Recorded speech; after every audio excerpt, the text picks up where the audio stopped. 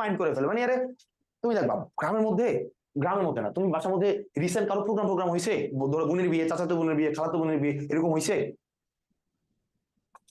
জি sir. তুমি দেখবা গ্রামে কি হয়, বিয়ে যখন হয়, মানে এই বিয়ের মধ্যে দুই চারজন আছে হুদাই রাগ করে বসে থাকে, হুদাই মানে কোনো কারণ ছাড়া।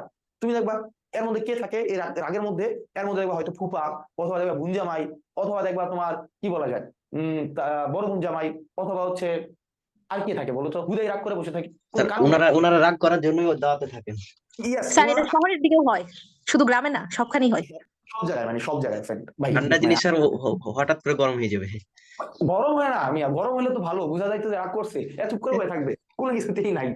ওদেরকে আরে ব্যাপারটাই বোঝা যায় না, মানে একটা প্রোগ্রাম করলে রাগ ভাঙা কমিটি এদের জন্য একটা লাগে, মানে এদেরকে বোঝানো যে খাইতে আসেন, যে কি হয়েছে বলেন না, আপনি বলেন আর কি। এখন স্যার না বলে খাইতে গেলে স্যার এটা নিয়ে আবার শুরু হবে যুদ্ধ।